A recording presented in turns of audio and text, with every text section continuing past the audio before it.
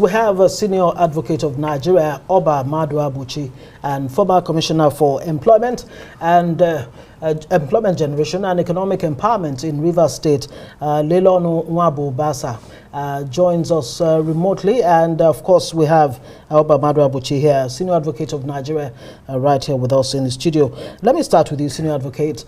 What are your thoughts on the unfolding events in Rivers State? There's been an arson attack on the assembly complex in Rivers, and then a number of impeachments going on already, and we're hearing that it's a case of a frothy situation between the present governor and the former governor, Wike, who is the FCT minister now.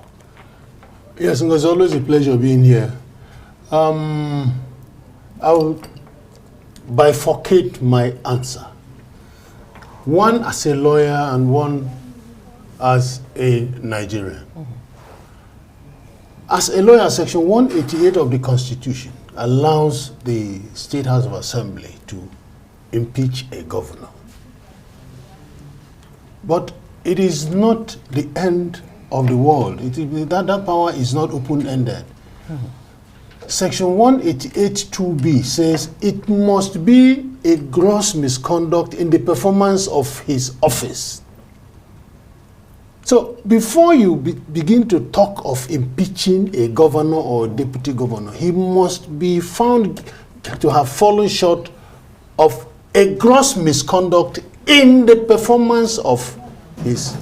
Unlike when we had a governor or deputy governor was removed because he was rearing chicken. We had that in Enugu State. Well, that's my state. So it is not you wake up one morning and you say a governor should go.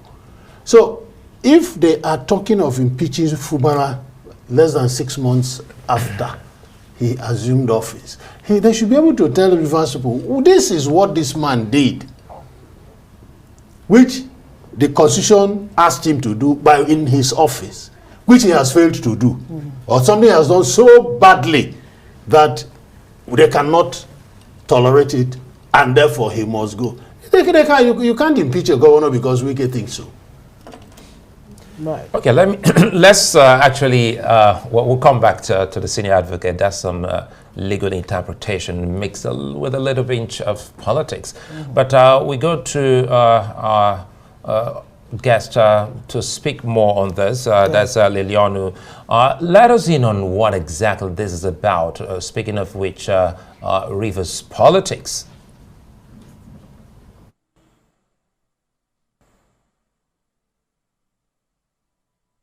This question is for you, if you heard it.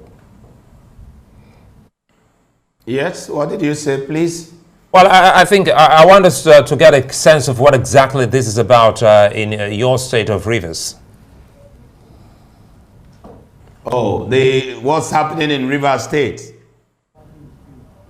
Yes. Well, unfortunately, this is not the kind of news that Rivers State should be exporting from our dear state at a time like this. However, we woke up this morning to this ugly incident of the Rivers State House of Assembly being gutted by fire, and some has even said it was bombed with explosives. And of course, the impeachment and counter-impeachment notices, which are all up in the news. But again, we need to take a step backward and look at political developments in Rivers State prior to the 2023 general elections. We are also aware of the role of the present FCT minister when he was governor of the state. And of course, clearly, every person is aware of Governor Wike's high-handedness and his tendency towards walking as an emperor. These are all things that we see. The ominous signs were all over, from his participation and the way he worked with the party, his utterances. And today, we had thought that Governor Wike had found peace by installing a man whom he believed in, the one in whom he was well pleased, and that's him, Fubara.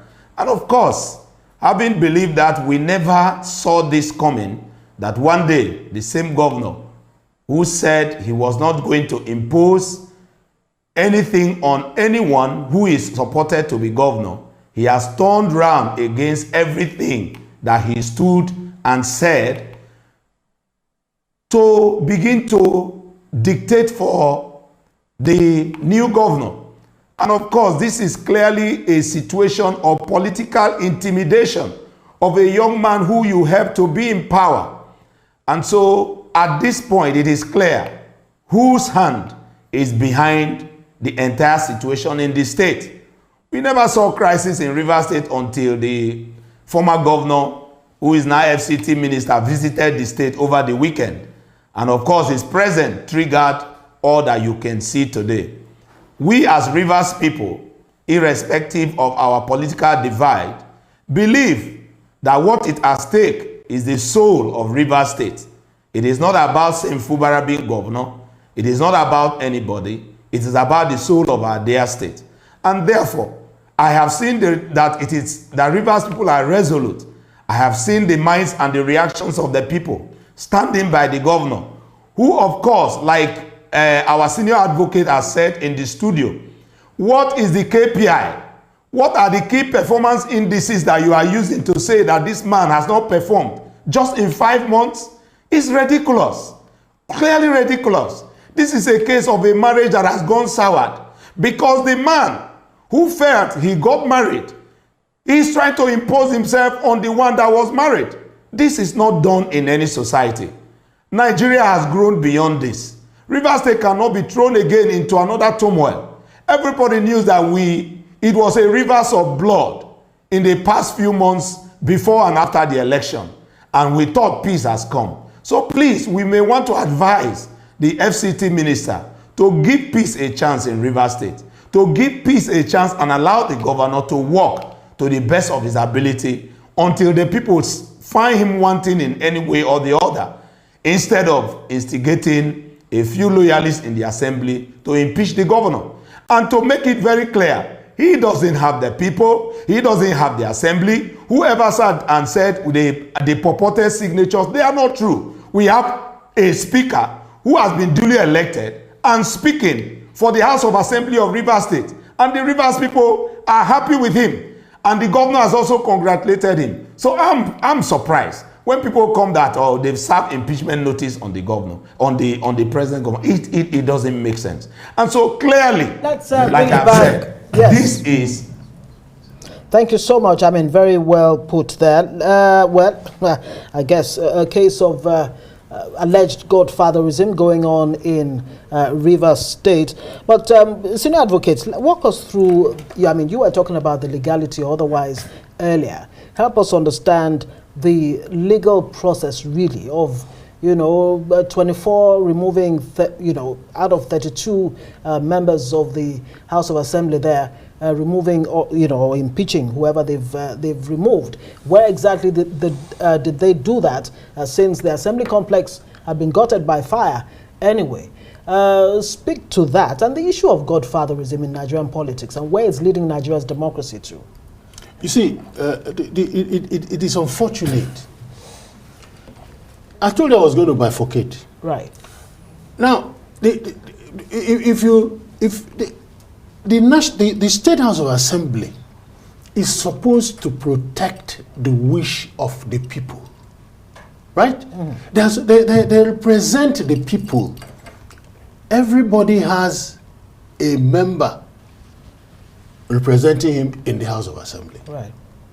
And they were given that power to superintend the governor to make sure that no external influences disturb him when he's carrying out his duties. But to me, this is a terribly sad commentary on the State House of Assembly. How can somebody stay in Abuja and dictate to you that the governor should be removed if he did that? Yeah, because I mean these are still within the realms of if he did that. Yes. But how can a House of Assembly, properly so called, be dictated to. Like I said, the first thing is Section 188 2B. It must be in the performance of his duty. I'm aware of Section 188.11. What does it say? Which says the gross misconduct is whatever the House of Assembly says is gross. Yes, but that is general and open-ended legislation gives way to specific legislation. They have specifically said in 188.2b that it must be with respect to performance of his duties. And Maduabuchi, I don't mean to cut you here. Before we go to Leloonu, let's stay with you for a bit. And now, this is about the Constitution. You bring in the constitutional matter. And isn't it amazing that almost everyone around this are legal minds? The former governor himself is a lawyer. And some of those in the assembly are also lawyers. Now, speak to us on the talk about internal democracy and understanding this to the extent that this is what we're seeing. This is not the first time we're seeing a state come up with some kind of spurious or even sometimes non-existent allegation owing to some political godfather interference, alleged interference. So how do you explain this now that we're trying to better our democracy? You see, I've always been of the view, with due apologies, that governors are too powerful. But I'm beginning to see that some past governors are even more powerful than sitting governors. How? I just don't get it. A House of Assembly duly elected by the people to represent their interests. And you are telling me that somebody somewhere is teleguiding them, telling them what to do? Do you know that the House of Assembly is more powerful than the governor? Do they know that? Yeah, they know, but they don't seem to understand it. A House of Assembly is more powerful than a governor. They can remove him. They're the only person outside the judiciary that can remove him. But we must look at Section 188 again, which gives us this open-ended, whatever they call gross misconduct is gross misconduct.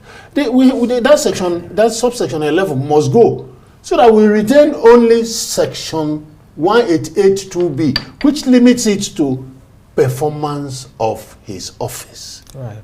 So if you cannot, okay, like when the array was removed, 6 people went into and said they removed him. When Obi was removed, they went across the Niger, and my friend Ben Obidibo led them, and they went and removed Peter Obi. These are things that make you begin to wonder, where is our democracy going? Very good question there. Blowing in the wind.